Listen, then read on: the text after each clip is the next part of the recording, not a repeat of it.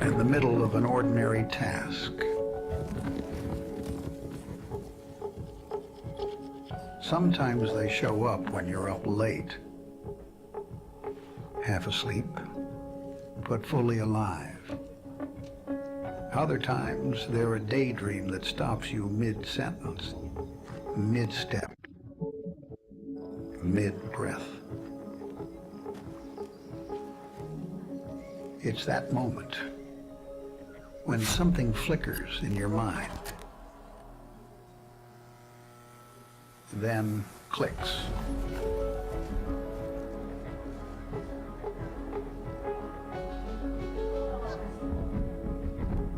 And suddenly images can move. Gravity, let's go.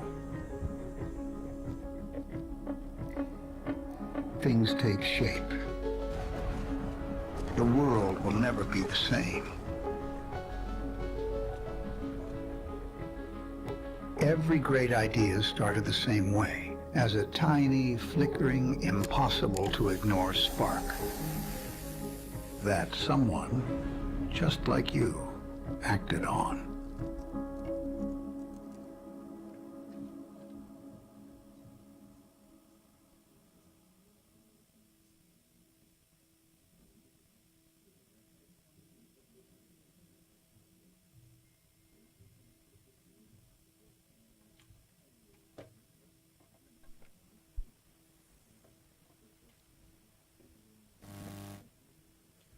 Good morning, distinguished colleagues. On behalf of the organizing partners, I warmly welcome you to the regional think tank on innovation-ready food regulatory systems in Asia. Here in Hong Kong, we would like to thank you all for dedicating the time and effort for being with us today, and we also welcome our colleagues who are joining us through the Zoom. This gathering marks an important milestone in advancing innovation-ready food regulatory system across Asia. Now we will have a quick video and we start our introductory remarks.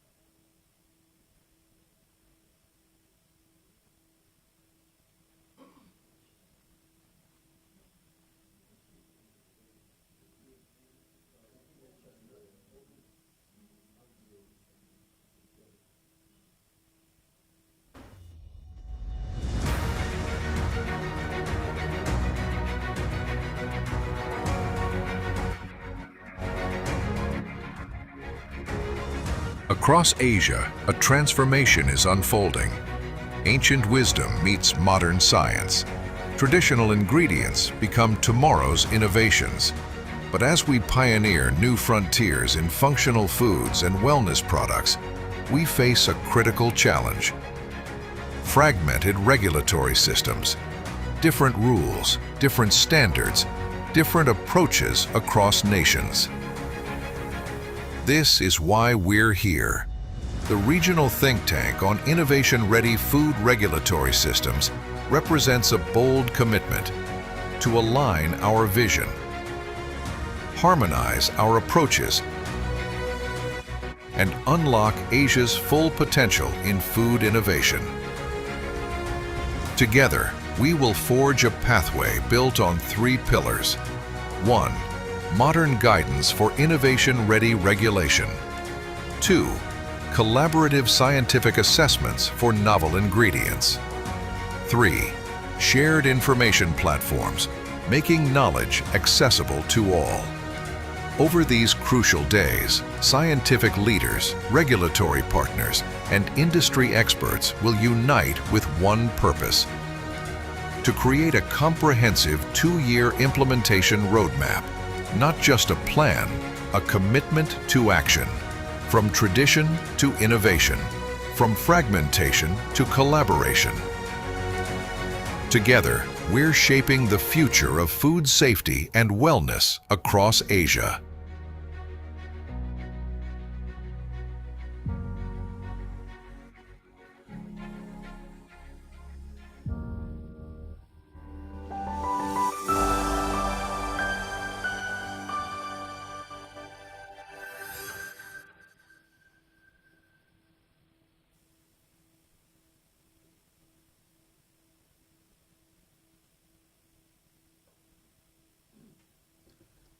So to begin, it's my honor to invite Professor John-Chi Chen, Honorary President of the Global Food Regulatory Science Society G-Force and the Chief Science Advisor at the China National Center of Food Safety Risk Assessment, to deliver his opening remarks. Professor Chen.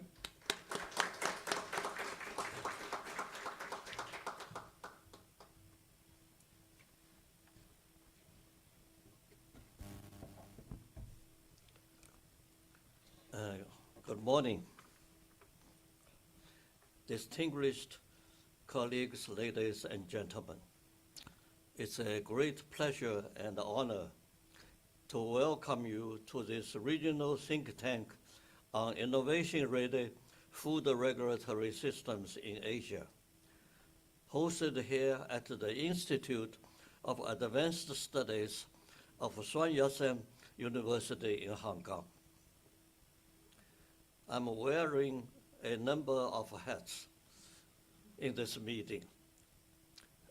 In order to G-Force, as the honorary president of G-Force, I'm also representing the China National Center for Food Safety Risk Assessment and also the Shanghai Life Science, JS Life Science Institute. So please allow me at the outset to express my sincere appreciation to all participants and proponents who have joined this effort from mainland China, Hong Kong, and across Asia. Your presence reflects a shared recognition of both the importance and the timelessness of this initiative. I'm particularly pleased to see this discussion taking shape in a domain that is closely aligned with the work of my institute. In parallel, I would also like to specially acknowledge the role of G-Force, the Global Food Regulatory Science Society, helping to spearhead implementation of this broader initiative with the aim of fostering scientific cooperation and regulatory convergence across regions. The discussions that have brought us here built on exchanges held in CC Asia 23 and the Asia Codex and the Food Regulatory Forum last year in Bangkok. While there was broad recognition of the importance of this topic, members highlighted the need for further reflection and the possible development of a more comprehensive discussion paper, should this be considered appropriate. Because according to the Codex procedure, the first step is a CRD, Conference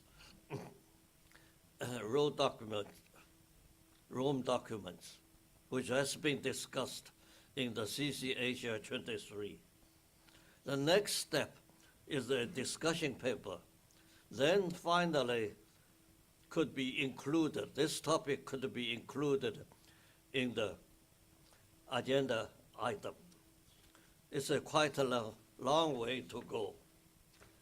In this context, it is important to emphasize the progress does not need to be confined to formal codex processes alone.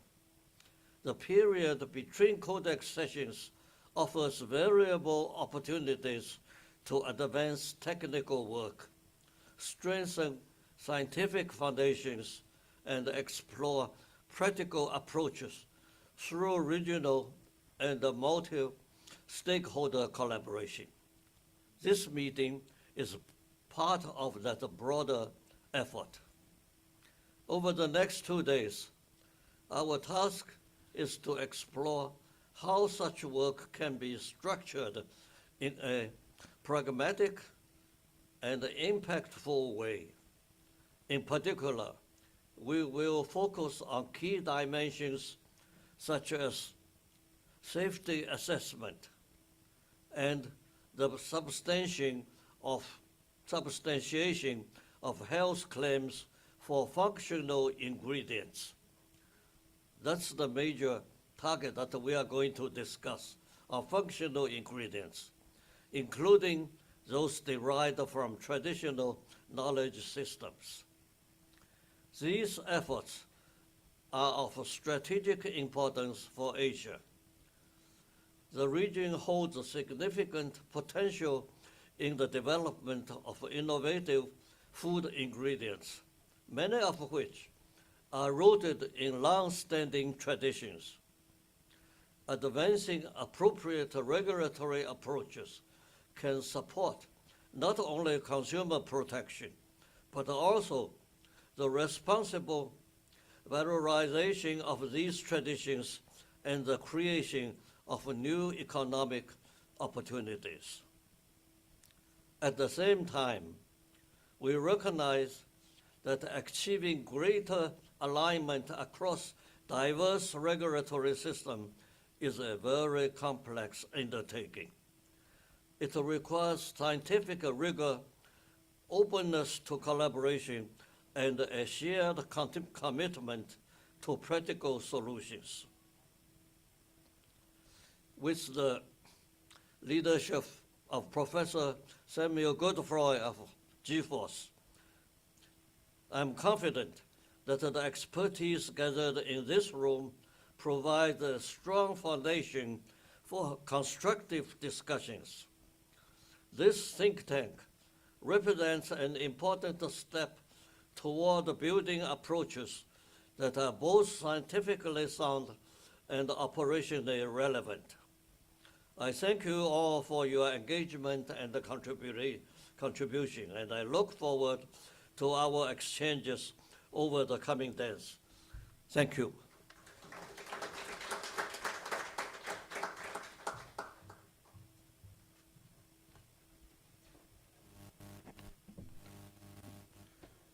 Thank you, Professor Chen, for the insightful words. Continuing with our opening perspectives, I now welcome Ms. Aya Oritu Nozawa, Chairperson of the FAO WHO Coordinating Committee for Asia and Associate Director at the Ministry of Agriculture, Forestry and Fisheries of Japan. We would like to thank you, Mrs. Aya, for agreeing to join this meeting. Mrs. Aya, can you hear us? Can you hear me? Yes, loud and clear. Okay, thank you. Good morning, distinguished colleagues and participants. It's my great pleasure and honor to join you today in my capacity as chairperson of the FAO-WHO Coordinating Committee for Asia, OCC Asia, and to deliver opening remarks at this event. At the outset, I'd like to express my sincere appreciation to IOHOST and its distinguished partners for convening this event, building on the discussions held at the 23rd session of CC Asia, held in September last year. As you may recall, at the CC Asia 23, China and IOHOST introduced a discussion paper on novel functional ingredient and claims, which highlighted the possible need for work toward harmonized regional guidance focusing on functional ingredient in Asia.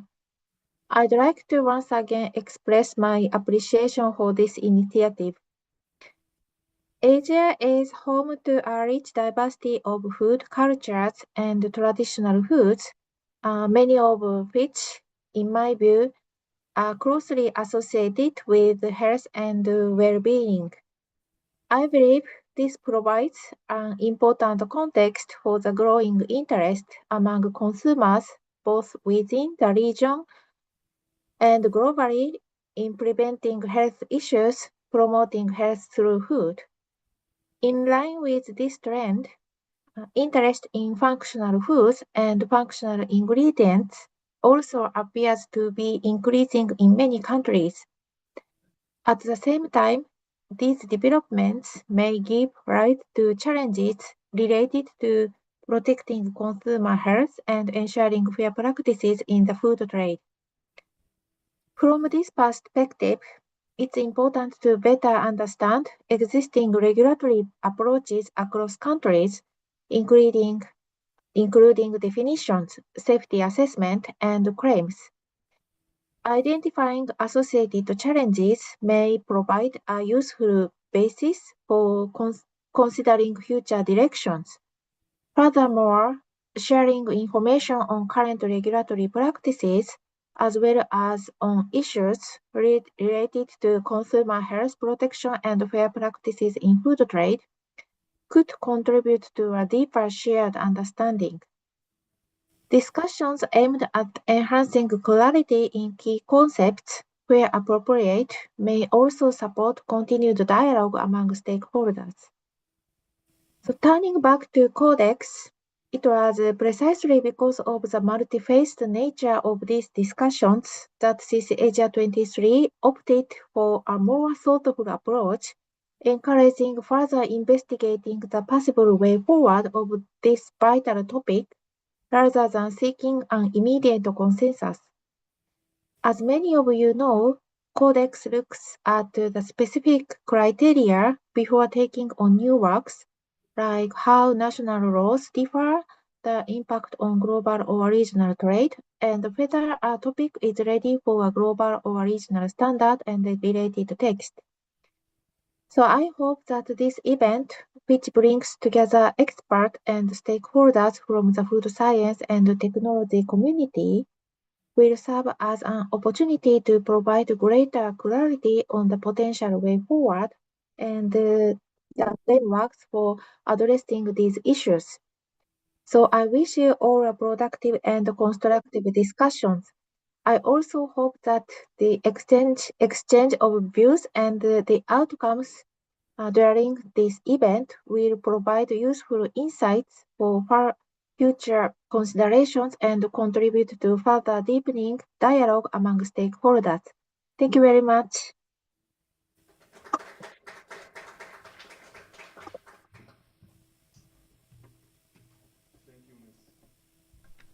Thank you, Ms. Aya. We will now have a quick view for the recap video for the CC Asia event video in Thailand.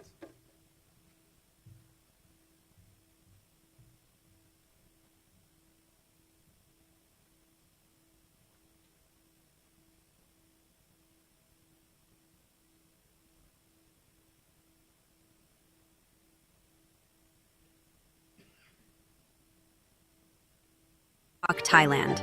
Over 3 days, the forum brought together Codex contact points, regulators, policy leaders, industry, and academia, representing 18 countries across Asia.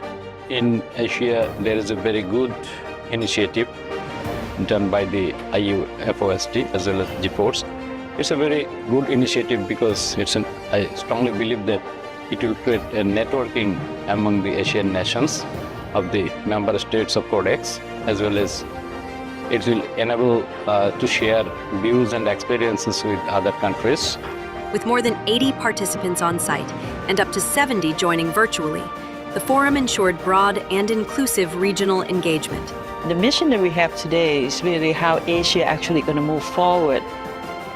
With major food production is already in Asia, major population are in Asia. More than 50% people live here in Asia.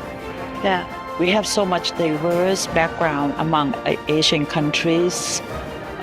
We have so much resources. A lot of natural resources are from here. Technology, in food science and technology, we are up and coming. We're doing a lot of innovation, very exciting. Sure. Innovation and patent applications and other things are growing very well. We need to have collective opinions where Asian countries, where we're going to go. With Codex, Day 1 focused on the outcomes of recent Codex committee meetings and their implications for Codex governance in Asia. Day 2 featured regional consultations on food innovation, exploring pathways toward future CC Asia guidelines for regulating novelty in food formulation and processing. Day 3 centered on regional consultations and strategic outlooks. Delegates emphasized capacity building, stronger stakeholder engagement, regional coordination, and advocacy strategies, with a particular focus on advancing Codex approaches for food contact materials. The members highlighted the importance of capacity building, and for our region, I think the key topic is how to strengthen the capacity building, especially for the participating in the Codex meeting actively. The important topic for us is how to strengthen the capacity for gathering robust and reliable data for risk assessment. So this is essential for very the effective standard setting in Codex. The forum reinforced the importance of multidisciplinary collaboration in shaping science-based food systems, safeguarding consumers, and supporting fair trade practices in Asia and globally. Led by IUFOSD and GFORCE, in collaboration with FERN, FOSTAT Thailand, Fifth Star, ACFS, and CC Asia, the Asia Codex and Food Regulatory Forum 2025 marked an important step toward a safer, smarter, and more coordinated food future. thank you, and we'll be looking forward to engaging in the future even more.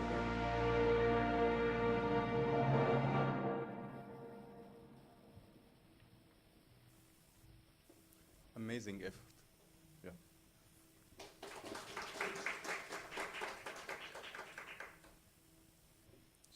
Next, we are privileged to hear from Professor An Long Zhu, the Dean of the Institute of Advanced Studies at Sun Yat-sen University here in Hong Kong, and Chairman of the 2026 World Food Congress. And also, we would like to thank him for hosting us today.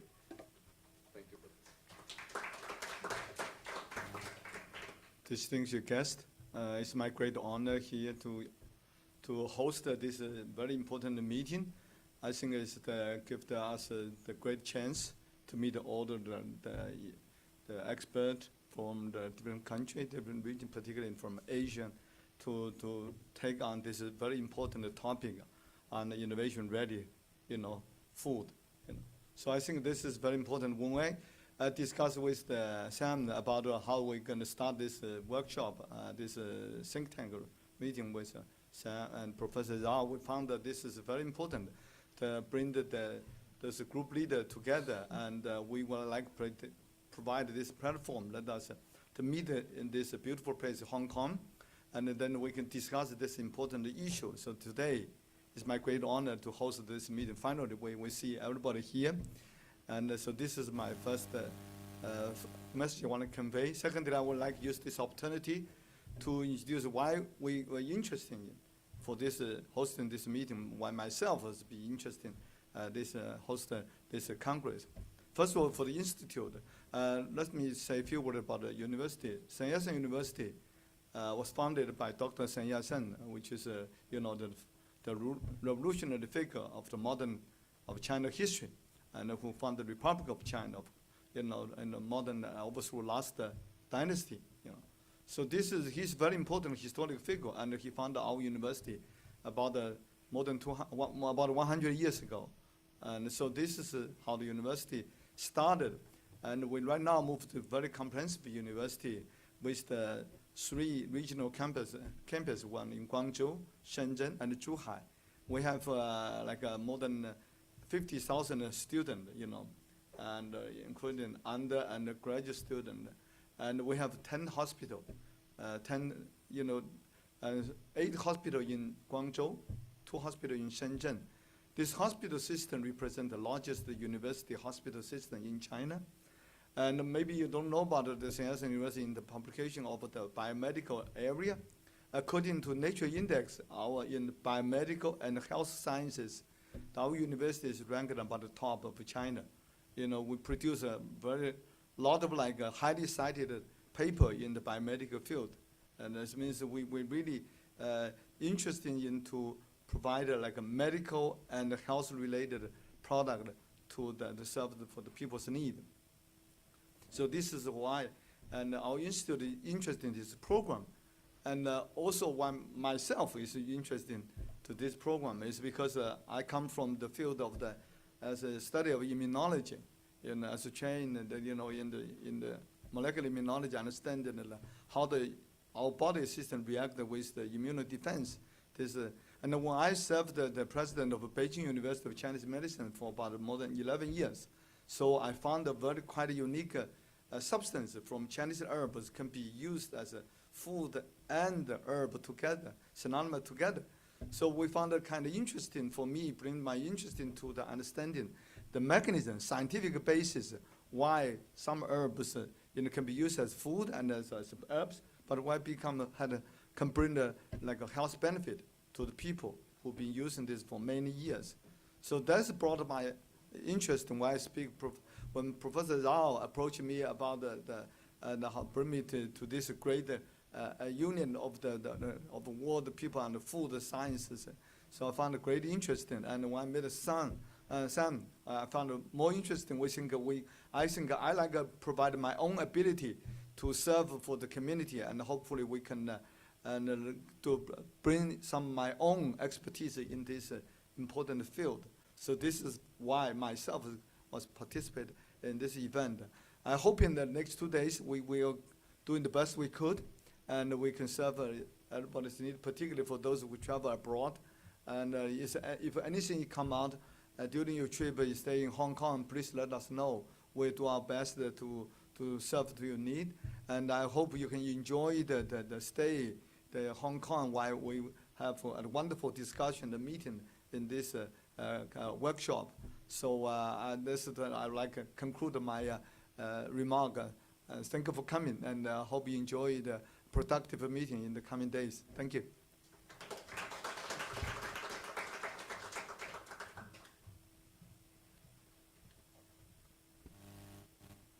Thank you, Professor Zhu. To continue, I'm pleased to introduce Professor Bhavani Shinashoti, Professor Emeritus, Chair of the Food Innovation Regulation Network in Thailand, and President-elect of the International Union of Food Science and Technology.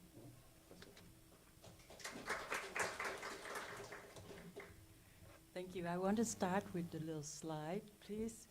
Not too long. We have plenty of things to talk about. So,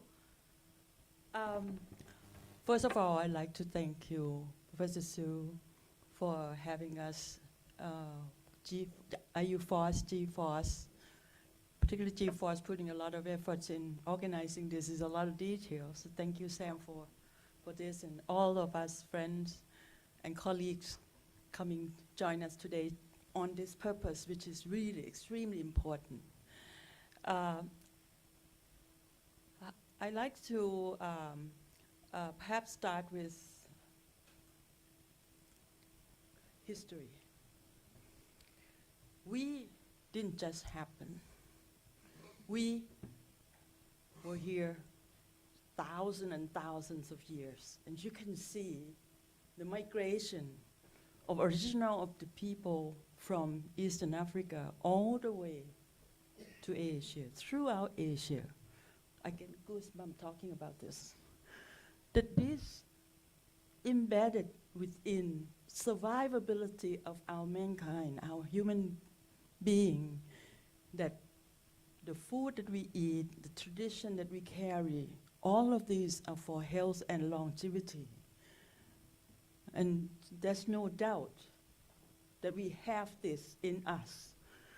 But with the new modern world of regulatory sciences, we have to find our ways to make sure that what we know traditionally actually get accepted in terms of health communication, whether it's going to be health claim or otherwise. In any way, looking at our traditional, there are thousands, if not 10,000 of raw materials that each of our countries are using.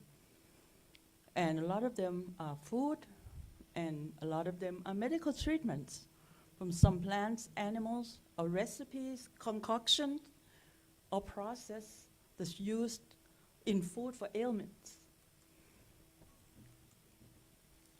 And I have been talking about health indigenous gastronomy platform because it's really through our learning from cooking and using indigenous material that we do what we do today.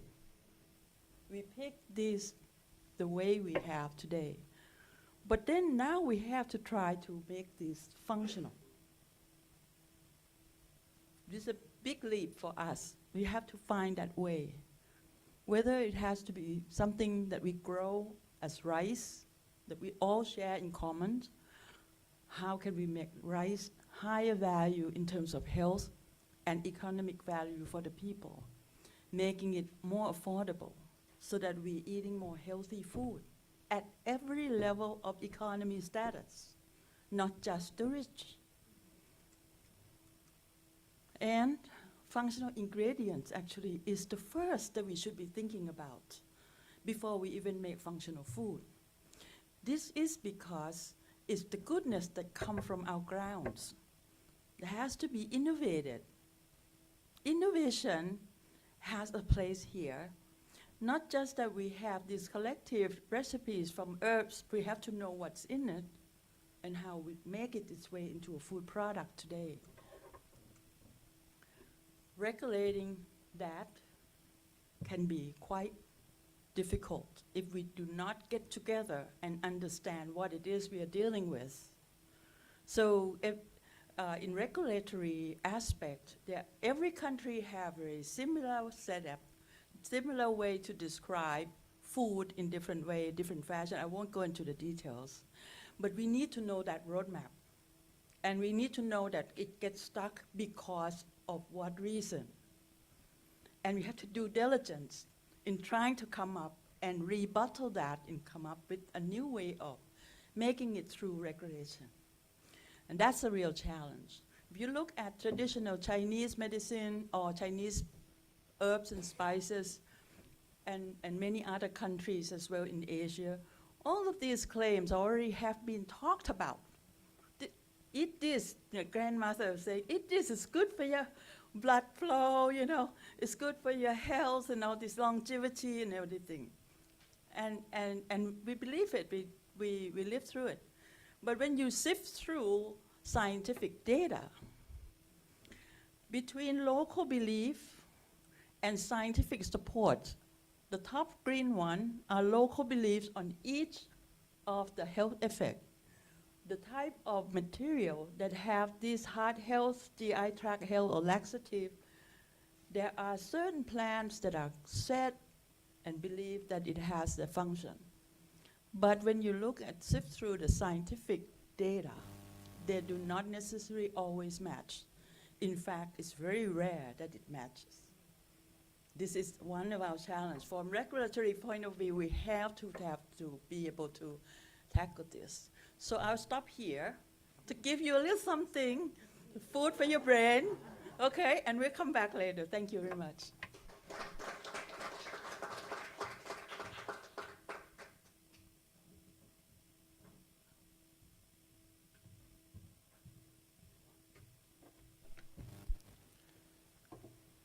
Thank you, Professor Sheena Chote, for sharing your vision. Now I invite Professor Samuel Godefroy, Professor of Food Risk Analysis and Regulatory Policies at Laval University, Canada, President of G-Force and President of IOFOST.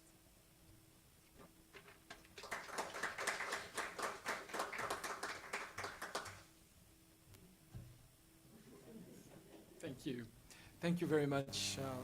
First of all, I'm truly humbled to see so many of you here agreeing to dedicate precious days, hours of your time to join forces and to contribute to this effort towards modernizing food regulatory frameworks and in support of innovation. Food innovation is not a choice. It is, in fact, a necessity in today's world where we are looking at feeding more than 9 billion people in the next few decades, and where resources are becoming scarce. We also know that food is the foundation of health. And you saw one of the slides that Pavani shared.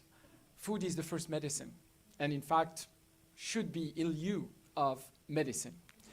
So it is really a true pleasure for me to contribute in welcoming you to this think tank, which truly reflects a priority area of all of you here gathered, and certainly of two of the organizations that I have the privilege of presiding over for the current period, the Global Food Regulatory Science Society, as well as the International Union of Food Science and Technology.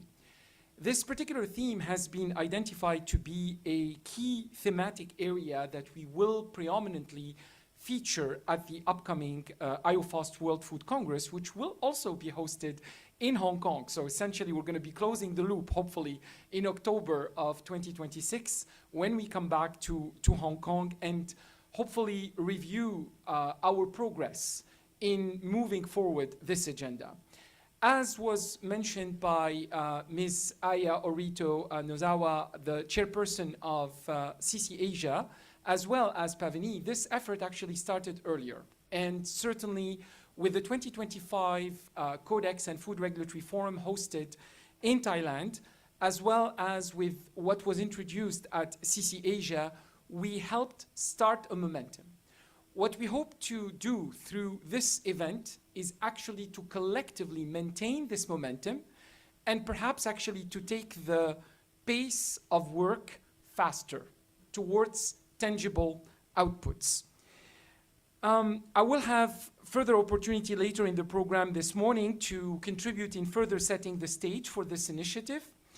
For now, I would like to express, in fact, my sincere appreciation to all those who made this meeting possible and who have inspired it. Professor Pavani Sheena-Chote, who in fact is leading a major initiative in Thailand from which we hope to get inspiration, and that is the Food Innovation Regulations Network. Professor Pingfang Rao, President-elect of the IOFOST Academy, but also a key contributor in food science and technology, wellness and health here in China. Professor Aman Wirakata Kusuma from Indonesia. Where's Aman? Aman, thank you. Thank you again for your leadership and your contribution. Professor Richard Kao, I'm citing here all the IOFOST board members who actually contributed to supporting this initiative and driving it forward, but also all other board of director members for your strong and continued support. Of course, to the entire G-Force team, to all the G-Force partners, to our host, the Institute of Advanced Studies in Sun Yat-sen University in Hong Kong, and under the leadership of Professor An Long Zhu, the World Food Congress chair for this year, and his entire team, and most importantly, the inspiration and the leadership of Professor Academician Zhenxi Chen. Professor Chen, you have been an inspiration to all of us. You have inspired the creation of G-Force as an organization. I still remember the discussions that led to such creation over 5 years ago. And thanking you for your contribution to the continued development of our efforts, to the governance of the organization, to the leadership of this organization, aiming for all of us to continue to contribute to food regulatory science as a catalyst that unlocks food regulatory impediments and obstacles. We hope, in fact, here to have the food science and technology community act as catalysts, as facilitators, but also as conveners, bringing the various partners and stakeholders, helping us shape a transparent, inclusive, and science-anchored approach. This is how we can build robust food regulatory systems. So, at the end of this introduction, I would like to wish us all a very successful meeting, thanking you again for your commitment and your contributions, and I look forward to our discussions throughout the day today, but also tomorrow. Thanks very much.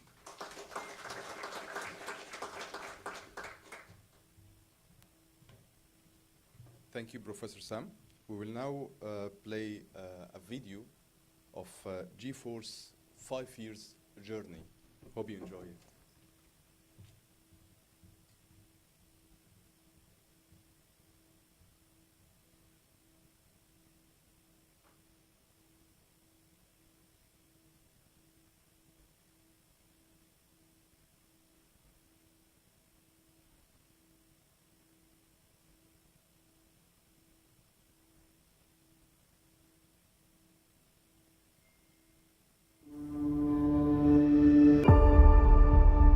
"5 years ago,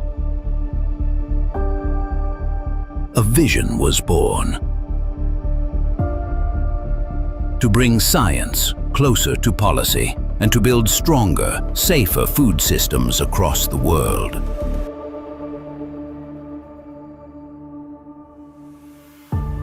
That vision became reality.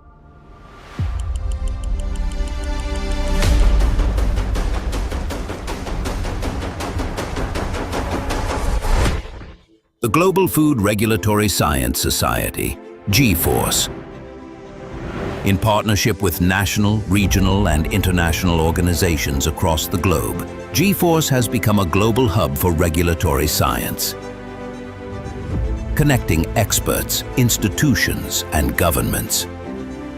Together, we have become a driving force for scientific convergence and regulatory harmonization. Through training, mentoring, and scientific exchange, G-Force continues to build capacity in food risk assessment, data systems, and regulatory frameworks. As G-Force celebrates its 5th anniversary, we look toward the future. A future where regulatory science empowers every nation to protect consumers, enhance trust, facilitate trade, and strengthen global food systems. G-Force, connecting science, people, and policy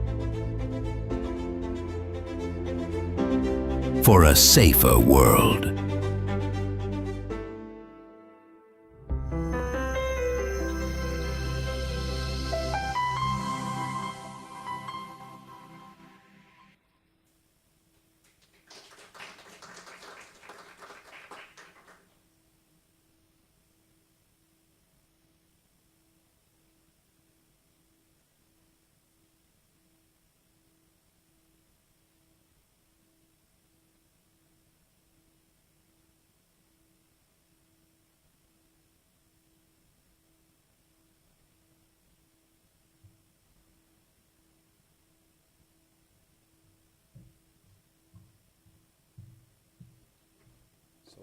Following this, I'm pleased to introduce Ms. Claire Hao Ding from the Food Safety Standard Division 5, China National Center for Food Safety Risk Assessment, who is joining us online. Mrs. Ding will set the stage of this event in the CC Asia context. Thank you.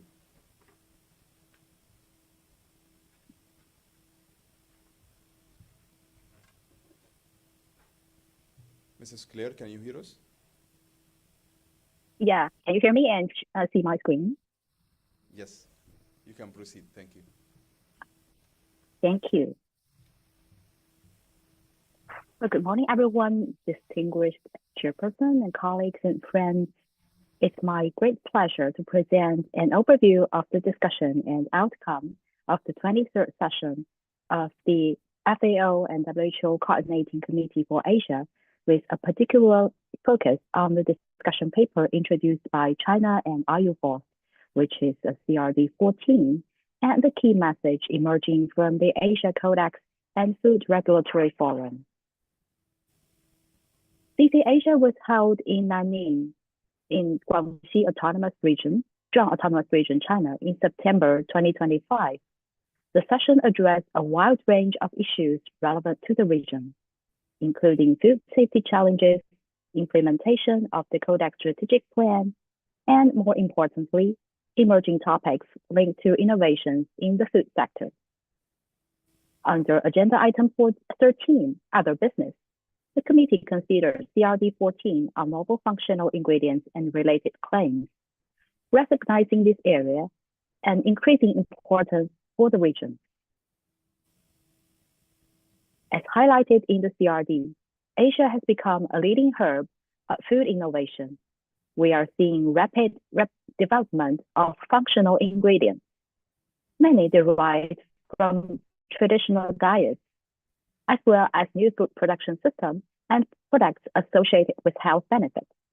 However, this innovation is accompanied by significant regulatory challenges. Fragmented national approaches, differing definitions, and inconsistent safety requirements create uncertainty for industry, pressure for regulators, and potential risk for the consumers. Across the region, regulatory systems vary wildly. Definition of what constitutes a novel food or ingredient are not really aligned. Pre-market approval processes differ significantly, and data requirements for safety and claims are inconsistent. This fragmentation can delay market access, increase costs, and undermine both consumer protection and confidence. And there is no clear or unified standard to substantiate their health claims. That is another problem. In this context, Codex provide a critical foundation. Its principles on risk analysis, scientific rigor, and transparency offer a common reference point for regulatory approaches. CC Asia, given the scale and diversity of innovation in the region, is uniquely positioned to translate these global principles into regional relevant guidance. This also aligns with discussions at the Commission, where members recognize that new food sources and production systems can be addressed within existing Codex frameworks. The CRD represented at CC Asia 23 proposes a stepwise approach. First, to develop a structured discussion paper through multi-stakeholder engagement. Second, to build a regional framework addressing key questions. What constitutes novelty? What triggers regulatory oversight? And what evidence is required for safety assessment and claims? And third, to use this regional work as a basis for future contributions to Codex at a global level. This paper outlines several possible areas of collaboration actions. These include developing regional guidance on identifying novelty and defining safety assessment requirements, It also proposes exploring mechanisms such as coordinated reviews and shared databases of authorized functional ingredients.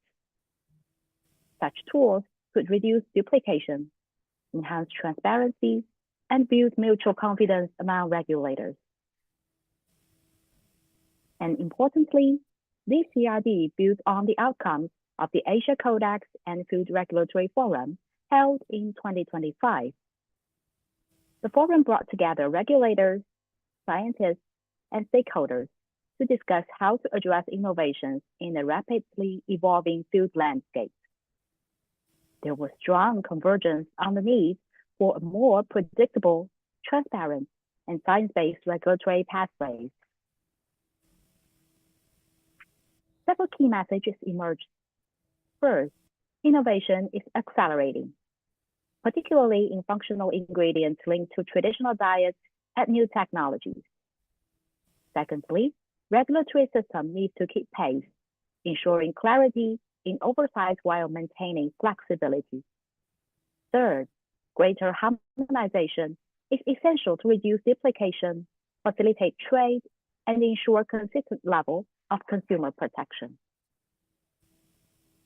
Across both the CRD and the forum discussion, several cross-cutting themes were evident.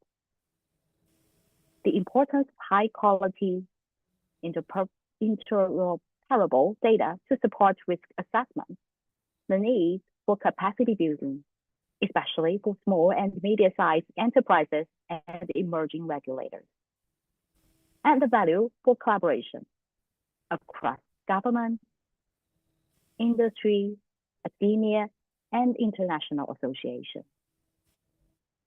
In addition, I would like to highlight one more important perspective from the region.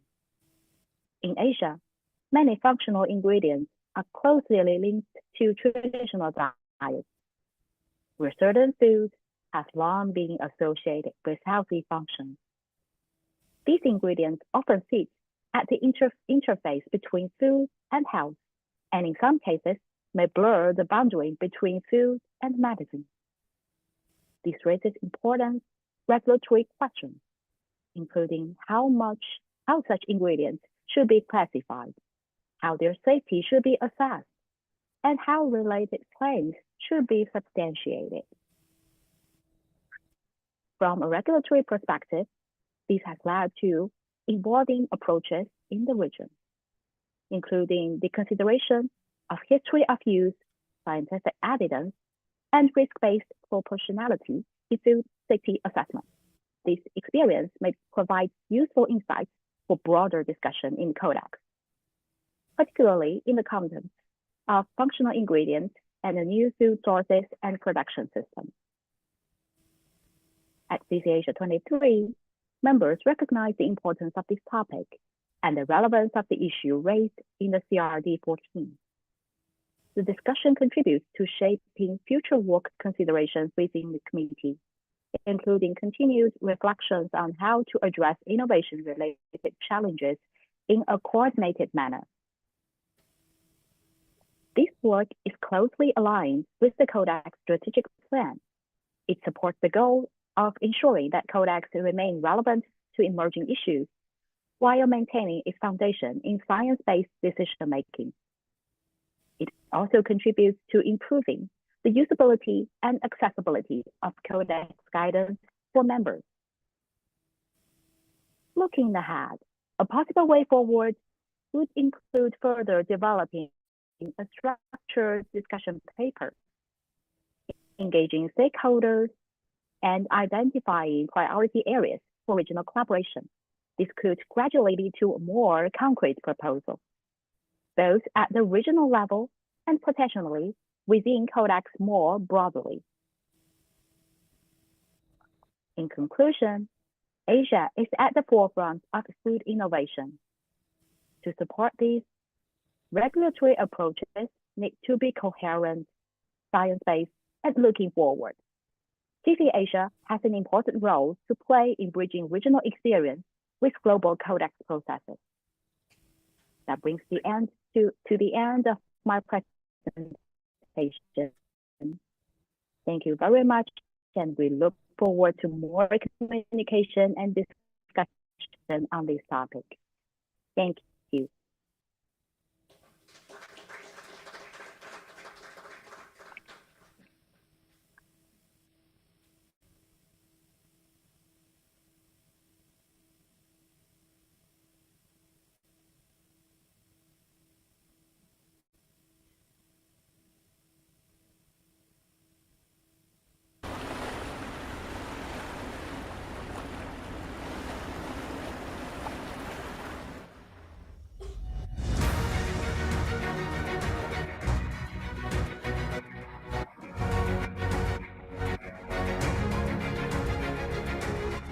Across Asia, a transformation is unfolding.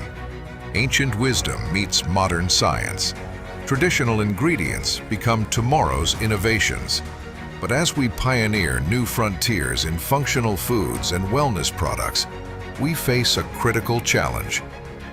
Fragmented regulatory systems, different rules, different standards, different approaches across nations. This is why we're here.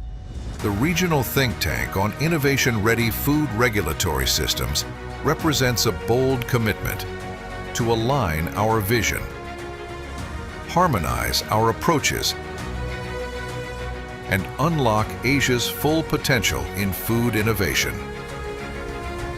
Together, we will forge a pathway built on 3 pillars. 1. Modern guidance for innovation-ready regulation. 2. Collaborative scientific assessments for novel ingredients. 3. Shared information platforms, making knowledge accessible to all. Over these crucial days, scientific leaders, regulatory partners, and industry experts will unite with one purpose: to create a comprehensive 2-year implementation roadmap. Not just a plan, a commitment to action. From tradition to innovation, from fragmentation to collaboration. Together, we're shaping the future of food safety and wellness across Asia.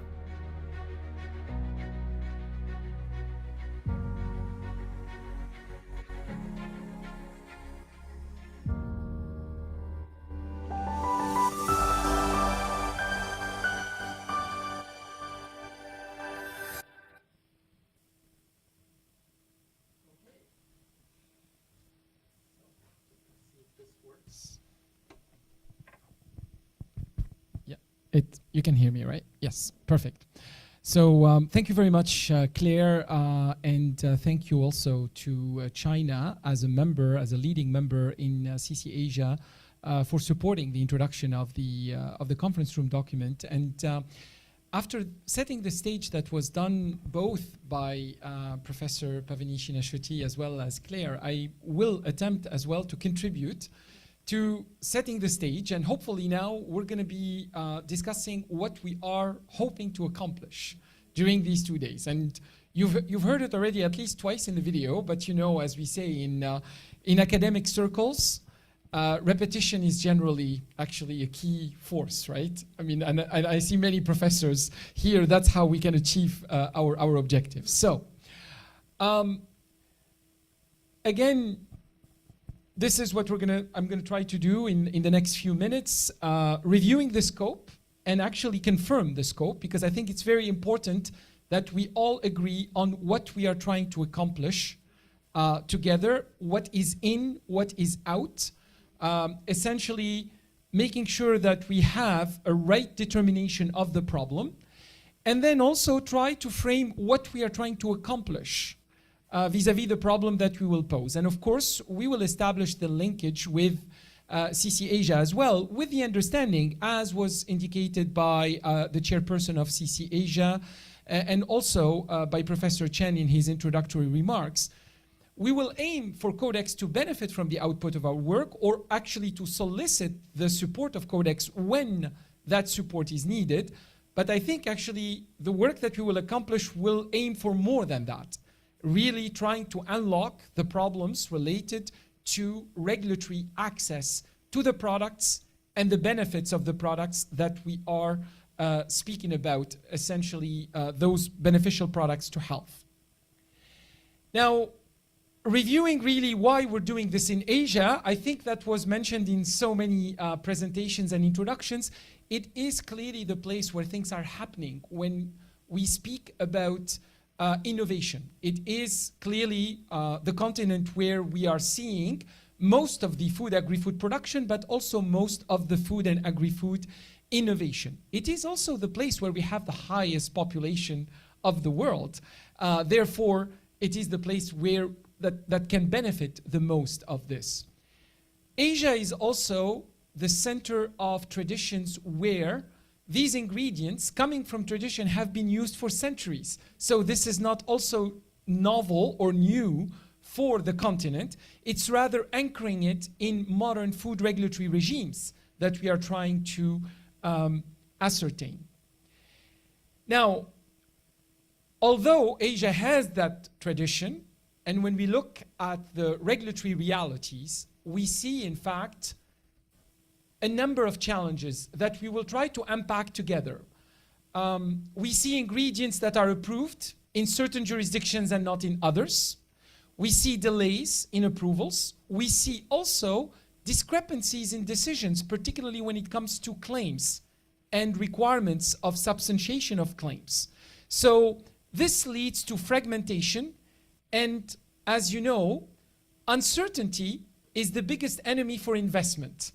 So if we want this area to continue to thrive, we need to support the limitation of uncertainty, and that happens with more regulatory predictability. Now, if we try to zero in on the scope of the initiative, I think we've agreed that we're going to be focusing on ingredients where the presence of the ingredient is in a food vehicle. So essentially, we are de facto excluding pill forms or any type of maybe what is called as nutraceuticals. Those are outside of the scope of our initiative. So we are in fact staying within the mandate of Codex as well, where food is the vehicle. And we are considering that these ingredients are added deliberately to the product. We're not necessarily speaking about the inherent functionality of the food, because again, a banana is a functional food in and by itself. So many foods are functional inherently. So this part we are excluding from our scope. We are specifically zeroing in on ingredients that are meant to be added deliberately to a food formulation in order to confer that functionality. And we are interested, of course, in the two aspects. The first aspect is the safety requirements for such addition to make that food acceptable for consumption. We are also interested in the claims, the benefits that may be spoken about in association with such ingredient being present in the food. So again, we are focusing on the fact that functionality is acquired, not intrinsic, and the explicit inclusions, so any type of extract coming, for example, from traditional uses or even actually from other foods that can have a bioactive function can be an ingredient that is included. Ingredients that are derived from traditional medicine systems that would be used in a food format would be implicitly included in there. And again, the vehicle to deliver that effect is a food format. The exclusions of what we are talking about, so foods that are inherently functional, as we said, those are out of our scope. But also, when the vehicle is not a food vehicle, that is also excluded. Now, perhaps the only interface that we might discuss is teas or any type of when we put something in water and we drink it. You know, that can have two applications. It can have a therapeutic, you know, application, and it can have also a food for special dietary use application. So we can discuss that. That's an interface that remains, you know, open for clarification. Okay? So that's why right now we're trying to be more precise on the scope and to identify areas that we need potentially to discuss. In terms of the claims, we are excluding nutrient-related claims. So we are speaking about non-nutrient function claims. And of course, we are looking at, again, any type of claims that gives, you know, a determination in relation with the physiological effect that is associated with the addition of that ingredient. So the exclusions, you know, vitamin C related aspects, any type of nutrition labeling related aspects, those are excluded from the scope of our initiative. Now, of course, we will discuss that later. We have identified some challenges in the discrepancies that are out there in terms of the requirements of substantiation of these claims.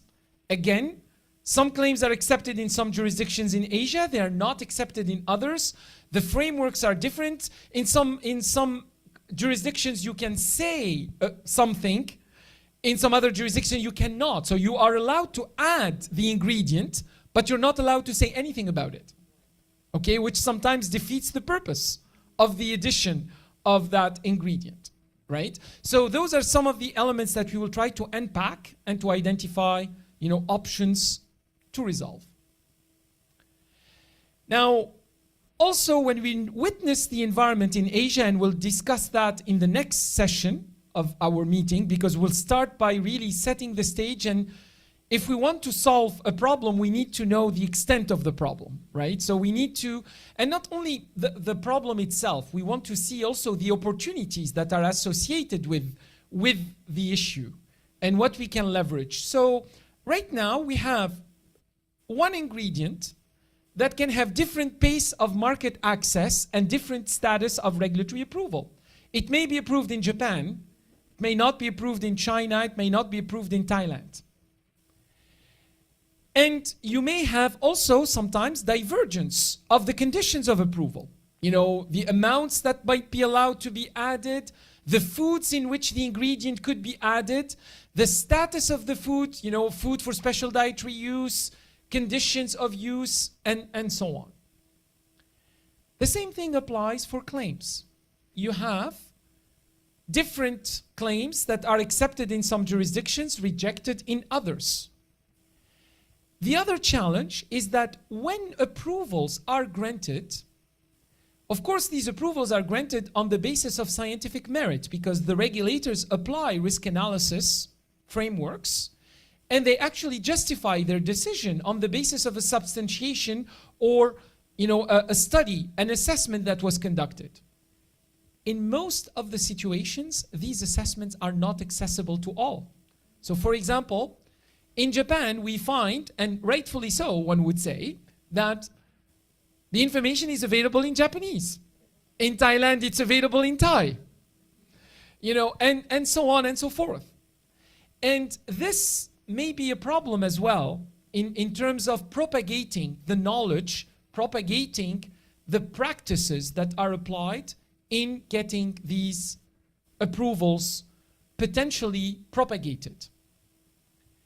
So this leads, in fact, because regulators cannot access the information and cannot leverage each other's work, this leads to duplication. This leads to actually spending more efforts, not only on the regulators themselves, but also the industry, those developers, those innovators. So, and generally, that results in less predictability for innovation. You have more burden, both on the regulators, in an environment where we know we have fiscal constraints. You know, it's not that everybody is swimming in budgets right now, right? We are more, you know, looking at rigor for things. So if we are looking at rigor, we need to use the resources in the best way possible, and we need to investigate how we can leverage the work that is being conducted by each other.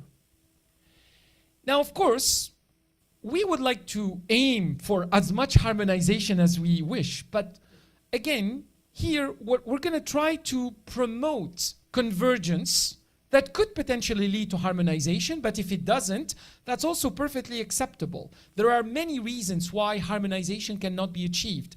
Different levels of protection, different cultural backgrounds, different even legal systems that are there, but we would like to drive as much as possible towards that with more convergence of approaches. Where we will focus our effort, we're not actually going to try to change the legal system in the countries.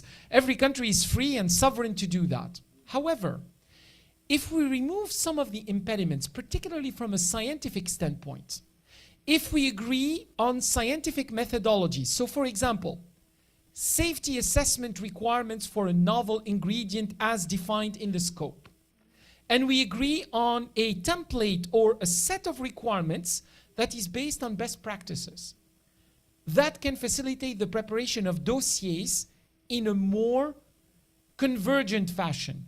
You will limit duplication. You will limit waste of resources, potentially.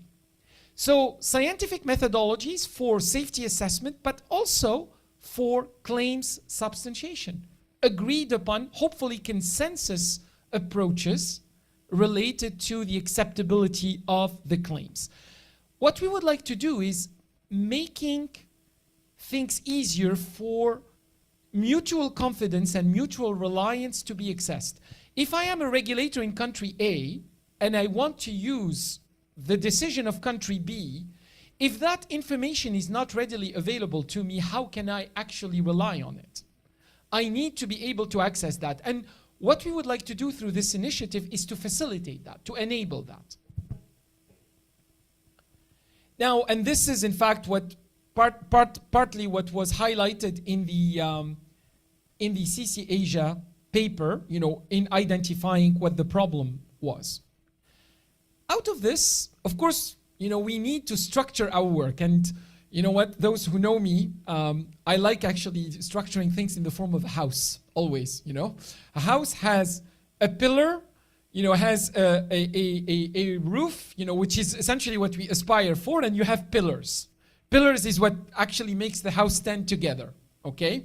So I think the foundation, we are all starting or working in an environment that is codified by Codex. So Codex will be our inspiration, and Codex actually drives regulators to apply risk analysis as the framework for decision making. So we will ground our action in risk analysis and food risk analysis per se. So essentially, the development of safety assessment requirements. And if there are some elements that will potentially influence the decision from a risk management standpoint, we will try to analyze those. So that's the application of risk analysis as a foundation. 3 areas that we would like to focus on. So, and this was mentioned in the CC Asia paper. The first pillar is actually more at a high level or horizontal level.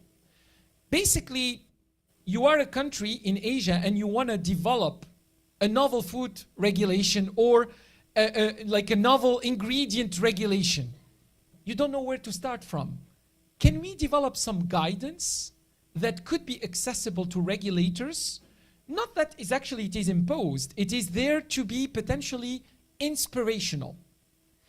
And that could be used for better definition of a trigger of novelty. So when do we consider something novel from not? Because as you know, if we consider something novel, innovative ingredient, it means that we are subjecting it, for the most part, to higher scrutiny. That higher scrutiny is pre-market oversight. So where are the triggers? What do we consider novel from what is not? What are the requirements of safety assessment? So can we develop those requirements of consensus safety assessment requirements, consensus claim substantiation requirements?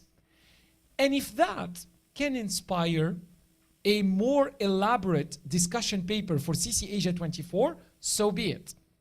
But at least it can be an initial step moving us forward and taking really the discussion from CC Asia 23 to move forward essentially and provide such guidance. The second pillar is probably the heart of what we want to do. We want to have some tangible outputs.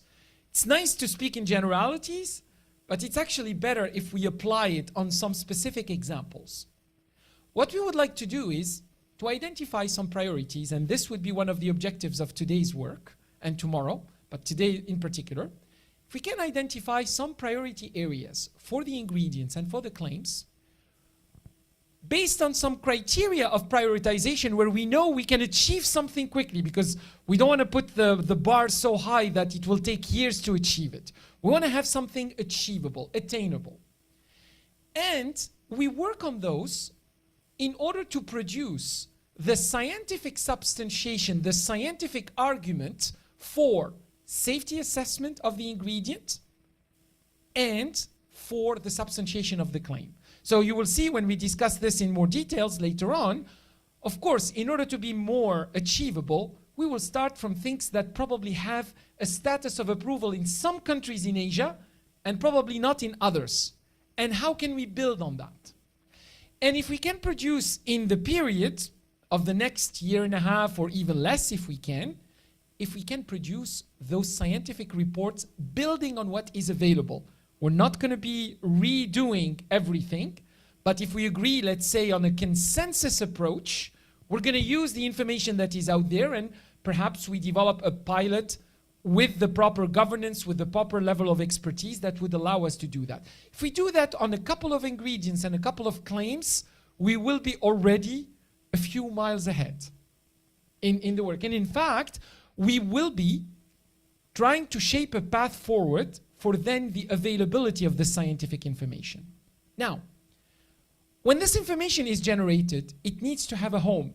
Like basically, if I'm a regulator in whatever country and I want to know, is this product approved in Japan and on what basis? Where do I go? How do I get that information?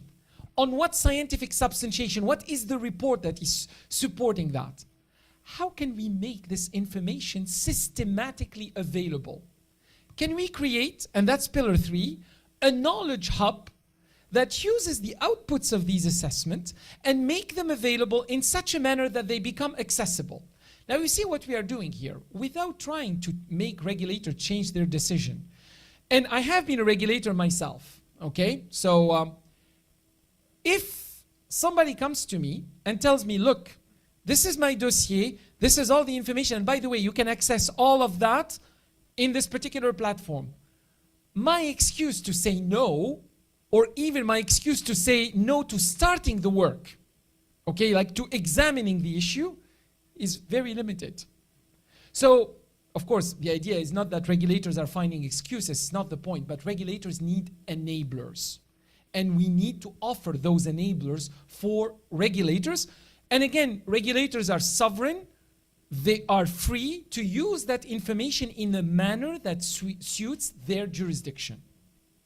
So also, while we are aiming for this convergence, we're also maintaining the independence of each regulatory regime and of course, the way it needs to be administered.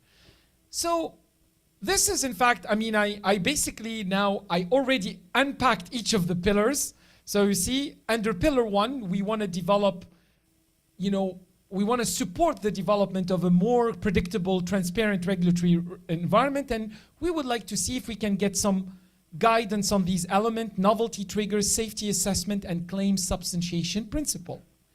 Under pillar 2, what we would like to do is generate some real-world evidence supported by the methodologies that we agree on.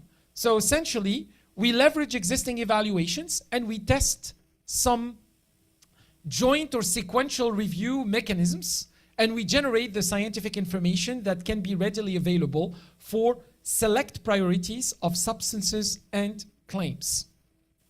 Again, we're going to be looking at ingredients that are approved in some jurisdictions but not others, claims with fragmented acceptance in some jurisdictions and not others. And the third element, which is essentially making this available in the form of an information sharing platform, potentially a database, a web-enabled database, searchable, where the reports are readily available, where potentially actually things can be published in the peer-reviewed literature. So we can look at the mechanisms around that. What makes this possible more in Asia than in other parts of the world is what? The fact that we're not starting from zero. We have some initiatives that we can build upon. Thailand's Foods Innovation Regulation Network is a great experience that we can build upon, and we can actually help potentially regionalize or even internationalize, globalize. I'm creating verbs here, okay? So I'm not even sure that any of these is English, by the way, but I'm not, native English speaker, so I'm giving myself the leeway to do that. The second element that we are building upon is multi-stakeholder collaboration. Also, Asia has enshrined that, and in fact, FERN is pretty much the representation of that. Is bringing together, various partners in order to work together on this. And of course, we want to support scientific, regulatory, and industry collaboration. This is what we would like to build upon. And this is how this initiative will be based, and that's what we are saying here. We could discuss how we scale or regionalize the FERN model or similar approaches across Asia and beyond. Now, of course, all this is happening with the backdrop of what was discussed at CC Asia, and as was mentioned, if there is something that we can get out of this effort and that can drive the development of an updated or a more elaborate discussion paper that can further guide the effort in Asia, we could use this as an opportunity, and we have a little bit of time between now and CC Asia 24 to develop that.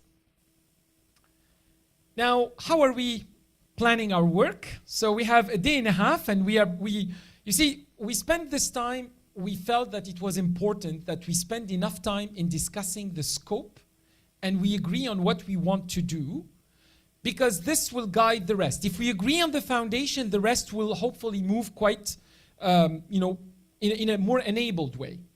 So today, we will be continuing to discuss the scoping, and we will be discussing the prioritization of our work, particularly on those pilot projects. And we'll spend the afternoon mostly on that. So today, we'll start after the break. We will start with reviewing, to a certain extent, not in a more thorough way, but for those regulators, and we're glad to have some regulators with us here in person, others online, we will be hearing the state of the land right now. What is the current situation? Okay? What are the impediments? What are the opportunities that we can rely upon in Asia? So that's a starting point. And in the afternoon, we have a facilitated discussion, and you have that in your the documents that were shared with you. We will be basically working in the form of a workshop. We will be divided in two groups. One group will stay here, and we will benefit from basically the online contribution if our colleagues want to stay online. And another group will go to another beautiful room. Actually, I can tell you, for those who might be going there, you have a wonderful scenery, in there. And hopefully you'll not be distracted by that, and that you're going to be working still. And you're going to be doing the same exercise. So we facilitated that with a questionnaire that actually will help us, kind of navigate the issues area by area. Now, this will be facilitated by myself here in this room, group 1, and by Dr. Mustafa for group 2. Pavani, actually, if you don't mind, you will be accompanying Mustafa, and I will be, staying here, and we'll basically share the groups in a most informal way. Okay, this is meant to be really an informal and collaborative endeavor.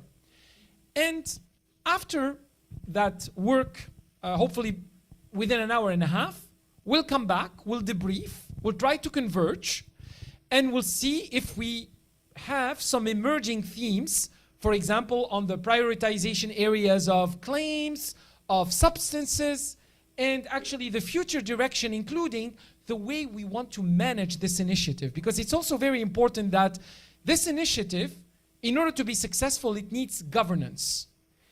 We need a structure around it, okay? Right now, we are structuring it with the food science and technology community, And we are aiming for the food science and technology community to act as a catalyst, but it will not be successful unless we have the regulators and unless we have the industry present. So basically, the food science and technology community will act to coalesce, hopefully, this partnership. Tomorrow, we will take the information that is resulting from today. If there are areas that will require some refining, we'll refine those, and we'll put this in writing, because the idea is that we will not leave Hong Kong without a commitment as to what we need to accomplish by when. We need to put ourselves, even if actually those, may not be met completely by the date, but setting that and maintaining a momentum and agreeing on how we can leverage the various events that will be organized across Asia in the coming period will be an important way to maintain that momentum forward. The other element that we will discuss tomorrow is that we are hoping that this process also will serve academically.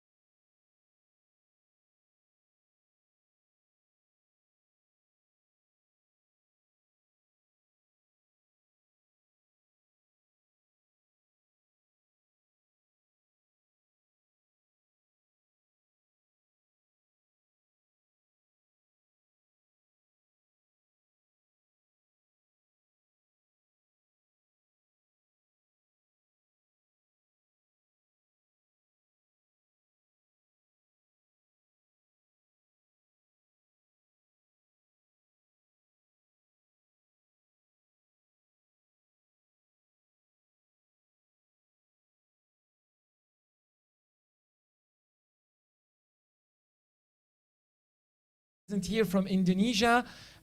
Also, we had the support and the inspirational remarks from Ms.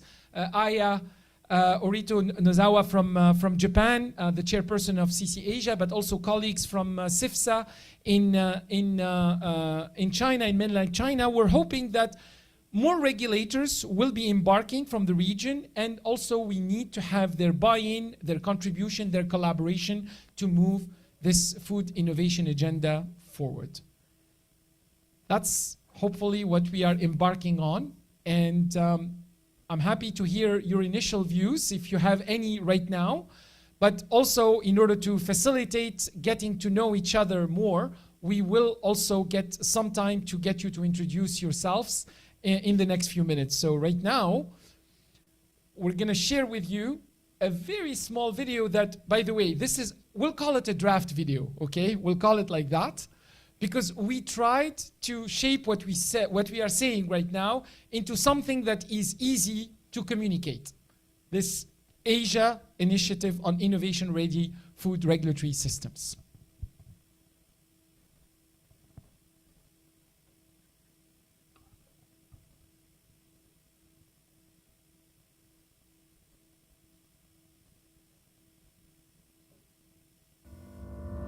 Asia is transforming centuries-old traditional ingredients into modern, health-focused products. But with innovation comes a critical challenge. How do we ensure these products are safe, their claims substantiated, and that they can reach consumers efficiently across different markets? Today, innovators face varying rules on novelty, diverse approval processes, and inconsistent approaches to health claims. What's approved in one country may face years of evaluation in another. That's why leading organizations across Asia are launching a groundbreaking initiative, a collaborative platform to support innovation-ready regulatory systems, fully aligned with Codex principles. Led by G-Force, Fern Thailand, Shanghai JS Life Science Institute, and Sun Yat-sen University Hong Kong, we're bringing together scientific organizations, ensuring methodological rigor, food regulators validating approaches, industry and SMEs reflecting innovation realities, academia supporting evidence generation. Because no single stakeholder can address food innovation's complexity alone. Our approach is built on 3 pillars. Pillar 1, Consensus Regional Guidance. Codex consistent guidance on safety assessment, claims substantiation, and novelty triggers. Pillar 2, Collaborative Scientific Assessments. Multi-country evaluation generating consensus documents and supporting faster decision-making. Pillar 3, Information Sharing Platform. A digital platform providing access to guidance, assessments, and ingredient data, supporting transparency and knowledge exchange. We're partnering with food science and technology organizations across Asia, acting as catalysts to engage regulators, academic institutions, and industry organizations, including food ingredient developers, all with one goal: to support access to innovative food products while protecting consumers and meeting their expectations. These partnerships ensure our work remains aligned with national requirements, responsive to markets, and grounded in practical implementation. We aim to contribute to Asia's leadership in shaping an innovation-friendly food regulatory environment in Asia and beyond.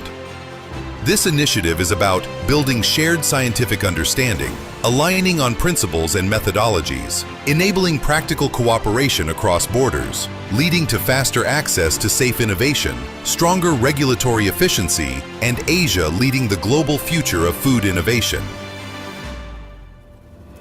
Together, we're creating a framework that enables innovation while ensuring safety, transparency, and consumer confidence. Because when we collaborate, we don't just regulate innovation, we enable it.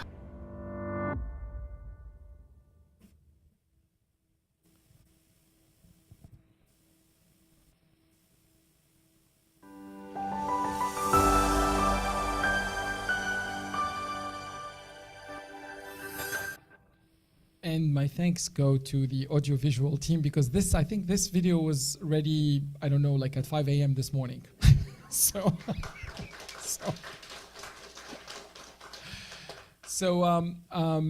Thank you for, again, your commitment to this. And I would like also to say that this initiative would not be possible without the partners that have been supporting our work collectively in each of your own institutions, but also in the organizations and the groups that have been leading the way. I would like also to mention that the list of institutions here that are listed in these logos is an open-ended list. So anybody is invited to join. We are inclusive and open to everybody who is willing to contribute to this initiative. This is not an exclusive initiative. And I would like to mention as well that in discussions that happened with colleagues from ILSI Southeast Asia region, we got actually a great level of support and interest, and we just didn't have the time. We even had their approval to add their logo, but we did not just have the material time to do so in the physical elements that were available prior to organizing this event. So with that, I hope that we set the stage for the discussion. And I think with that, we're going to start with getting to know each other more.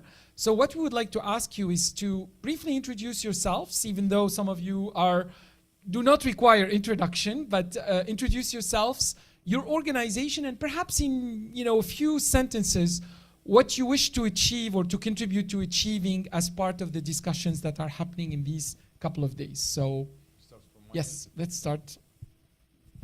So, good morning. I'm Daniel Mo from the Hong Kong Polytechnic University. I'm in the Department of Food Science and Nutrition.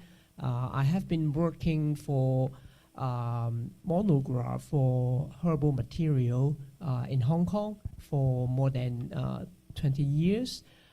We have been, in June, we have a meeting on international harmonization of herbal pharmacopoeia. And when I read the agenda, I'm surprised because these herbs are actually spices that we are using for food, like ginger, garlic.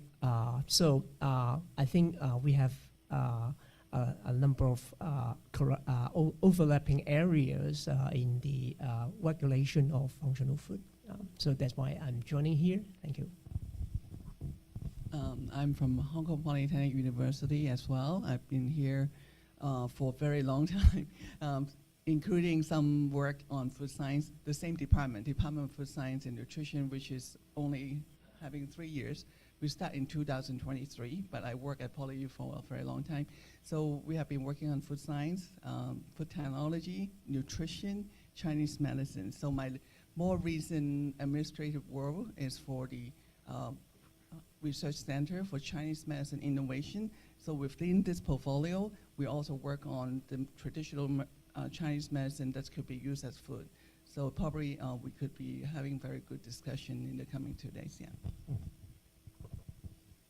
Good morning, everyone. My name is Kevin Kwok. I'm the colleague of these two on my right, I'm also from PolyU. I'm a food toxicologist, and I also am involved in making new innovative food materials. So that's why I'm interested in joining this and see how my work can fit into this framework. Yes, thank you. Hi, thank you everyone. So my name is Amber Chu. I'm also from Hong Kong Polytechnic University. So I'm a food microbiologist actually. I believe most of the food or functional food that we mentioned here today need to be converted or metabolized by gut microbiome to be able to exert some functions. So the reason that we are here today, because as the only one food science department in Hong Kong, we hope to be contributors to the coming IU Falls, and we also have very good connections with the local food industry and the Hong Kong government. So hopefully we could work together and to chip in some effort on this. Thank you. Thank you. Good morning, everyone. I thank Prof. Sam for inviting me to participate in these discussions. I wear several hats. I retired from Institute for Medical Research Malaysia 2002, 20 years ago. I've been involved in food regulations for over 2 decades, and especially health claims and regulations, and I work now with International Life Science Institute. Thanks, Prof. Sam, for bringing up that. And with, I'm also president-elect of Federation of Asian Nutrition Societies. I will share some activities that we are doing to ILSI, through FANS, in the area of health claims, and especially on functional ingredients. Thank you. Hello, everyone. I am Nermeen Khalifa. I am scientific and regulatory affairs in the Coca-Cola company. And I'm here to represent the industry. And actually, this is great initiative. So thanks to everyone, and thanks Dr. Sam for having us. And actually, I'm very happy to see that this is progressing and now on the table for discussion, because there are lots to be done. and also lots to be presented to the consumer, and also to help the regulators or support them to find the data they need in an easy way. So looking forward to collaborating together and working together to make it happen. I know it's a long way, it's a long journey, I will say, but I'm very happy that it is already kicked off. Thank you. Hello everyone, I'm Clement Wu from Scientific and Regulatory Affairs of Coca-Cola Company. Nermain, she is from our headquarters, and my more regional affairs. Yeah, it's my honor and a great pleasure being here. My first time as well with IU Varsity events. Looking forward great discussion and sharings with every one of you. Thank you. Thank you. Good morning.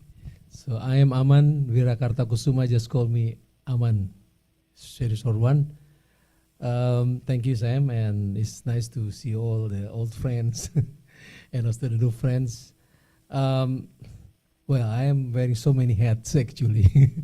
I just pick up some of the most relevant to this discussion. So I'm a professor emeritus from IPB University in Indonesia. Currently, I'm also the president of Indonesia Academy of Food and Nutrition. I'm the immediate past president of IUFOS. But also, I'm still working with doctorate in ILSI, Southeast Asia. So a lot of partnership and collaboration. My interest probably at the moment, together with Sam, also with Ping Fan, we are trying to work on the issues on food processing, nutrition and healthy diets. So again, this regulation is very, very important because we are also facing a similar serious probably situation in Southeast Asia. We are talking about the food dietary baseline with also the regulation impact of this to the regulation. So thank you very much for the invitation. Yeah, I just made an introduction myself, but I just add a few lines. First of all, I would like to comment to my four colleagues from the Polytechnic University for Food Science Department. They're very supportive with short notice that they come, four faculty come this meeting, shows the local support to the food regulatory sciences. I think they have very good connection to the local industry as well as the regulatory officer. I think this is a great honor to have them on board to join in this discussion. This is one line I would add on. Secondly, I also invited two big pharmaceutical companies for this workshop. Unfortunately, those two cannot make it. One is the Guangzhou Pharmaceutical Group. They make a lot of the most popular drink, like Coca-Cola may be interesting. They have like Wanlaoji. And this is one of the most sold sold out drinks in China. So that I told the chairman of the board, and they say, unfortunately, this wonderful key guy, understand the sciences, could not make us another meeting. Another is the CEO of Tonglen Tang in Hong Kong, who also is very interesting, but he was brought in, actually he's flying from Beijing, unfortunately could not make it until tomorrow. So I don't see. So this is a person I thought it might be interesting because the bigger industry in this arena. I also invite my colleague Professor Zhang, who is going to introduce himself later on. So this is what I discuss with you. I think this is something I think to need to bring in to this discussion. Last thing, myself. So my particular expertise is on the understanding the systematic regulation of immune system, because I've been working on immune system for more than 30 years. So I know that I studied several herbal ingredients, particularly some of innovative ingredients, to understanding how the upregulation the immune ability and also downregulation of the inflammation. So this is something that can be claimed mainly like a health benefit in terms of the food ingredients. So I think I like to contribute this expertise to this discussion. Okay, thank you.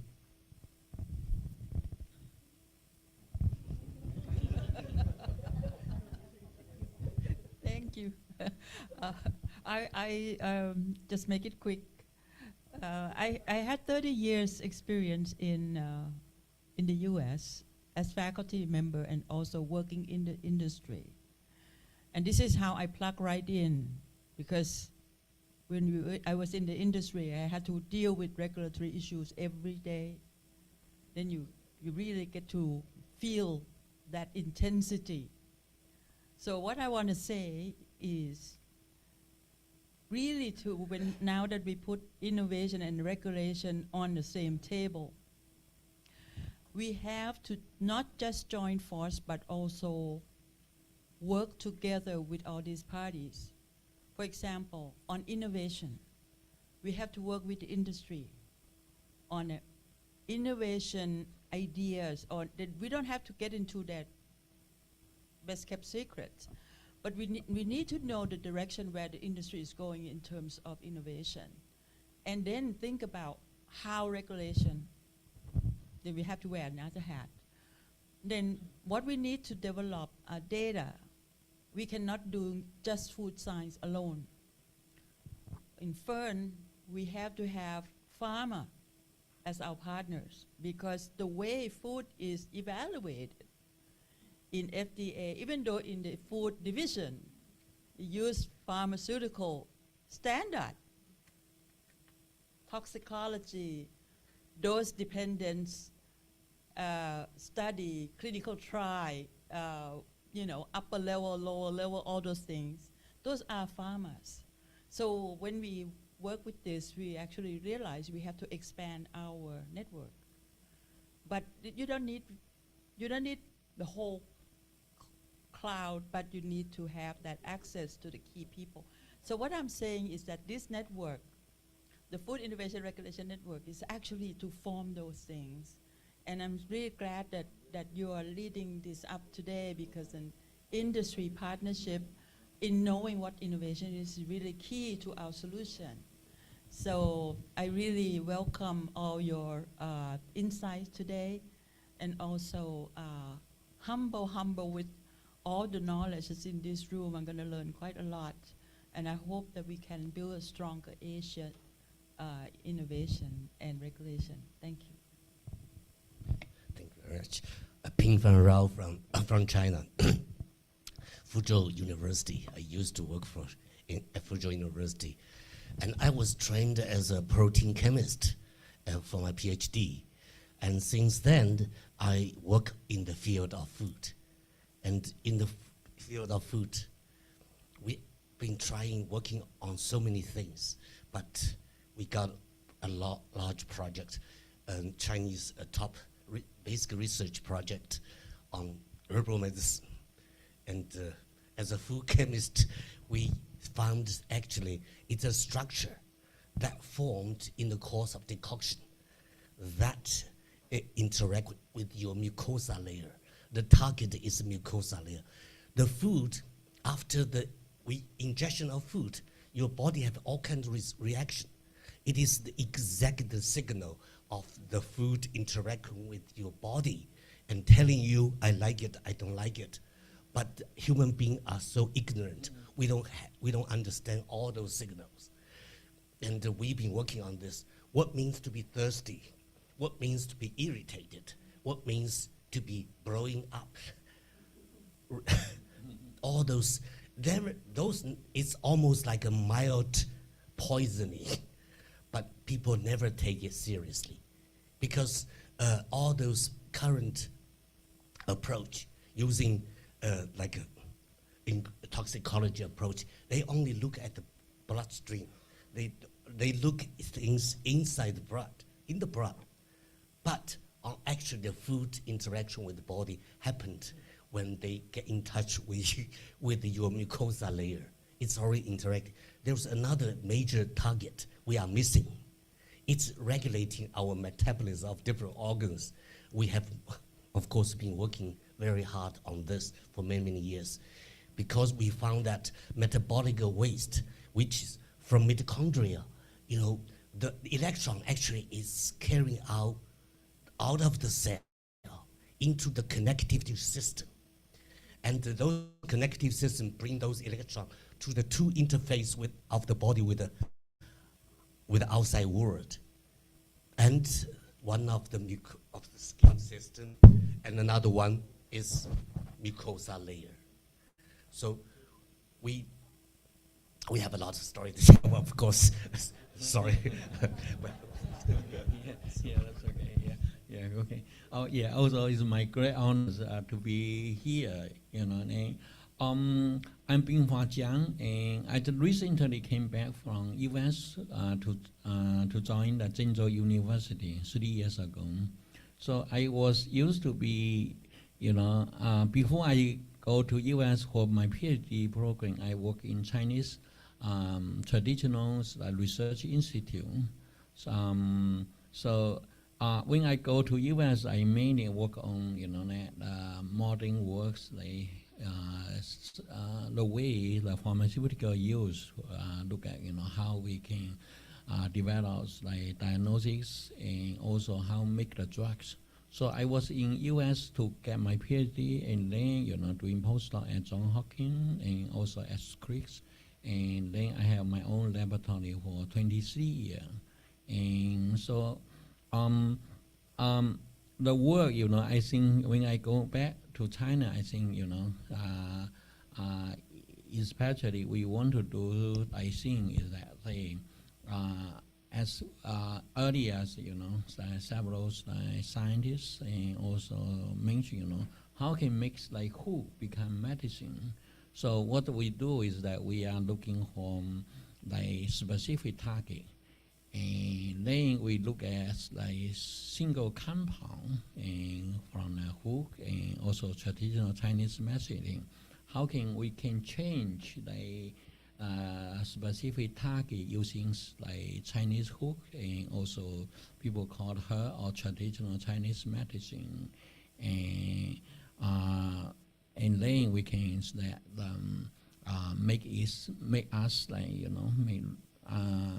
people may healthier and also prevents the disease and also treat the disease. So that is the way we are mainly focusing on. How hopefully that to can be work with you and then help make people healthier and also we can live much longer and disease free in the future. Thank you. And also you can call me Bing, like Bing Crosby. Thank you. Thank you very much. My name is Anton Rahmadi. You can call me Anton. I'm an academic professor specialized in functional food from Mullah Warman University of Indonesia. That's my first role. The second role is actually appointed as the assessment head for Higher Education Ministry of Indonesia. My past position was scholarship director from Indonesia, so I deal with many universities and sending so many young generations.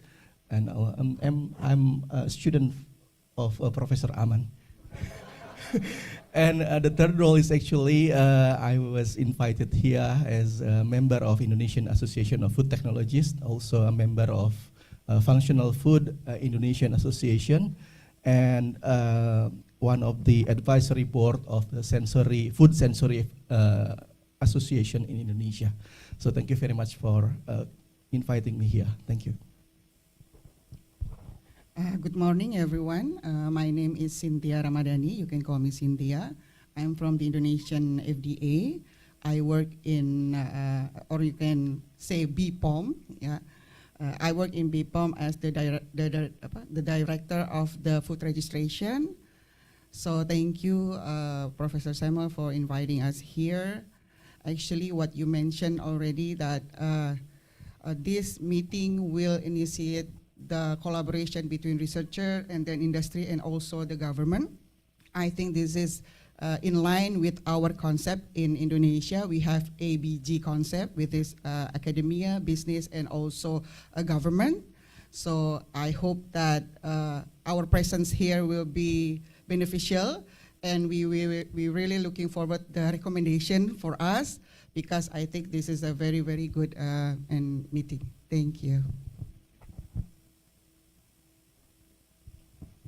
Good morning, I'm Subalaka Sosanti. I'm from Thailand. I'm food engineer by training, but I'm here representing member of FERN and also Committee of Food Science and Technology Association of Thailand. I kind of work in conjunction between the industry, academia, funding agencies and also government policy makers. Right now, I chair the strategic agenda team for future food development in Thailand, and I hope to bring about the importance of regulations and innovation in food regulations reform to be able to enable a lot of research on the shelf to be able to serve in the markets, and also for the betterment of the Asian regions. I think we agree that we have a lot of functional ingredients, but how to make it to the market and to better health of the consumers, I think it's very important. And not only scientific needs to be reformed, but also the policy makers have to understand how to make it easier for people to access the right product. Thank you. Hey, good morning. My name is Lotis. It's not here because it's my third name, so I only have my first two names here. But you can call me Lotis. I'm from the Philippines, and right now I'm the president of the Philippine Association of Food Technologists. But I'm also a professor in food science, and my interest is on sensory evaluation. Currently, I've already seen initial documents from our regulatory office regarding draft guidelines on how to frame these functional foods, and I believe that this session is really very timely because it will hopefully facilitate the development of that framework. And then on a personal note, 20 years ago, I had my PhD, and by accident, I was working on a functional product from peanuts. And at that time, I think the issue is more on scientific assessment. Everyone is claiming antioxidant, high antioxidant activity, but there are so many methods. So, and then I think after that, there was an organization stating, okay, when you say antioxidant, these are the 3 tests, or basically, but right now there's still so many tests. So, so basically, yeah, after 20 years, it feels like a circle of life, so I'm coming back again on functional ingredients. But yeah, it's a good feeling for me. Thank you. Thank you. Good morning, everyone. My name is Richard Kaur from Singapore. I'm currently the president of Singapore Institute of Food Science and Technology, so same role as Lotis, but in Singapore. I'm also currently chairing the Federations of Institute of Food Science and Technology in ASEAN, which is associations combining all the ASEAN's Institute of Food Science Technology together.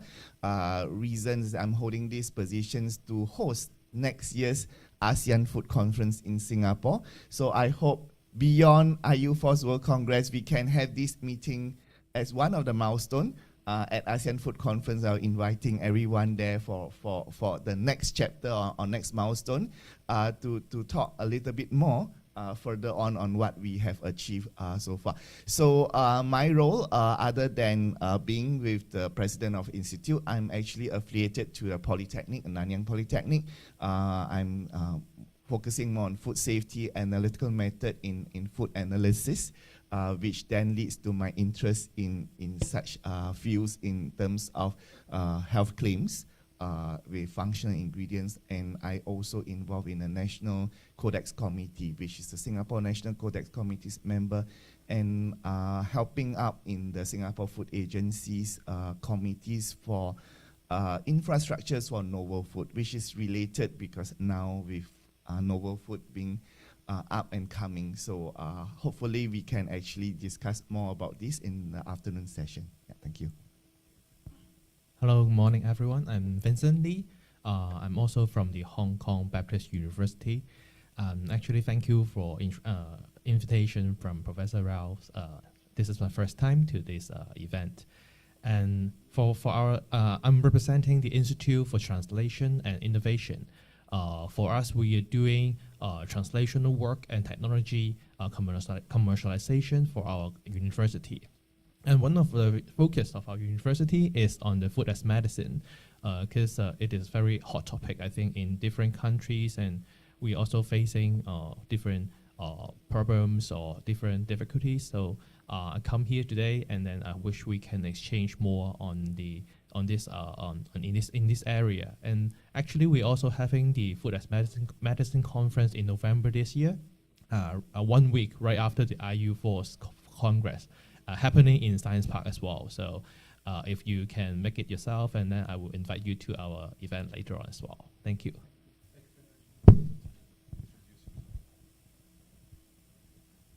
Hello, everybody. My name is Dong Jian Tang. In Hong Kong, people call me DJ for short. Actually, I met Professor Rao for the first time at the University of Hong Kong more than 20 years ago, inspired by his story of the TCM nanoparticles and the bioelectricity stories very much. So over the years, I've been standing by, right? His team from the standpoint of biomedical research. So myself has a mixed background, both academic and industry. I have more than 30 years of biomedical research experience across different disease areas, genetic disease, cardiovascular, cancer, and infectious disease. In different places in China, in the US, and back to Hong Kong. So I'm very happy to be back to Hong Kong. I worked at the University of Hong Kong for more than 10 years. So I feel humble and excited as well to be in this room with all these experts, trying to bridging the gap between academic and the industry, and hopefully biomedical research and food science. I'll be very honored to be part of that effort. Thank you.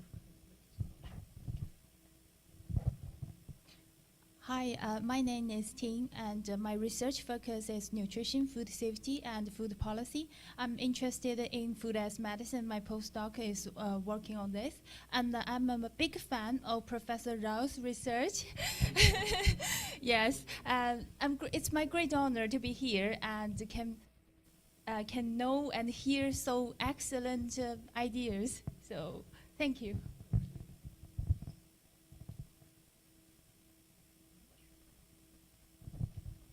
Hello everyone, my name is Kexin Xuanyuan, and I also go by Cleo. I'm a project assistant from the Shanghai JS Life Science Institute with Professor Junshi Chen as our distinguished founding president. It's my great honor to be here today. Morning everyone, I'm Joseph Dai from Daming Food. We come from Shanghai, and I am responsible for the R&D for the ingredient food. For us, we are different from most experts from the institute. We are a company, so we focus on more practical problems. For us, we really hope that there would be a relatively uniform or standard regulation for us, because we have customers from different areas, from Asia, from Indonesia, from Thailand. And the regulation identification really confused us, because we need to give our good qualities for every area. So this is really good for us. Thank you. Morning, everyone. My name is Annie Zhang. I'm also a representative from Daming. As my colleague expressed earlier, we're personally very invested in this initiative. We have been working with plant extracts for over 30 years, including food, functional, and most recently pharmaceutical plant ingredients. And within China, we're very comfortable. We have been involved in setting at least 6 different China and industry standards for food ingredients. But outside of China, with a lot of the countries that we're exporting into, we're still in the learning process. So we are obviously huge supporters of this initiative, and we hope we can see progress where we can unite our standards within Asia. Good morning, everyone. My name is Natalie, and I'm the student from the Hong Kong Polytechnic University. So I was invited by our professors. So just how like how international like food regulatory system how it will be work on with other countries. So thank you for having me. Hello everyone, I'm Mingxin, and I also come here with my professors, and I'm very interested in this field, and I'm hoping to contribute to this field, and I'm excited to absorb some knowledge and information in this meeting. Thank you.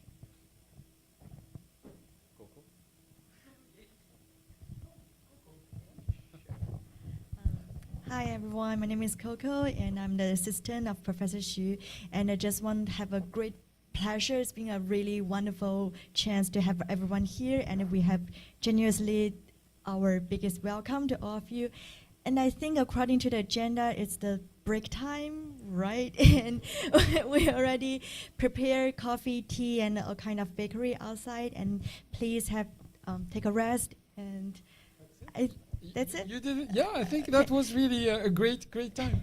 By the way, the lunch is 1 o'clock, so maybe take some food right now. Okay, and I think actually before we get to the break, so that we don't lose you, we need a group photo.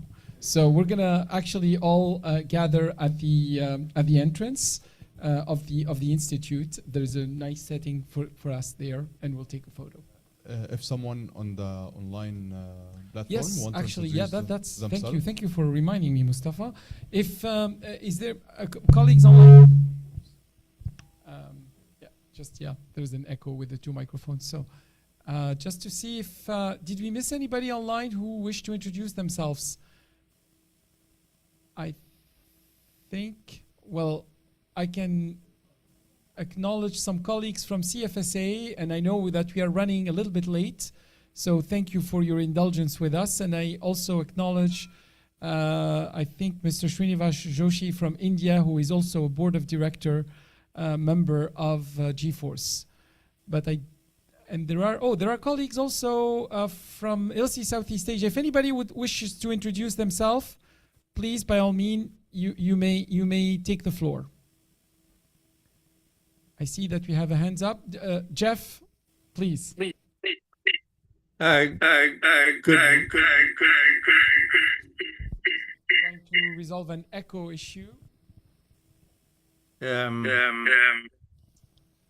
not sure how to. So let's do it later, and we'll solve the reverberation issue. Okay. Well, what we'll do is maybe Jeff will take the break, and hopefully upon the return we'll give you the floor to say a few words. Okay. So thank you very much, colleagues, for sticking with us. We'll take 20 minutes, take a break, take a photo, and then we'll reconvene. Thank you. Just a quick announcement. All the materials will be available on the event webpage that can be accessible through the QR code on your nameplates. Thank you. You have a QR code on the nameplate, so you can take that and directly takes you to the site.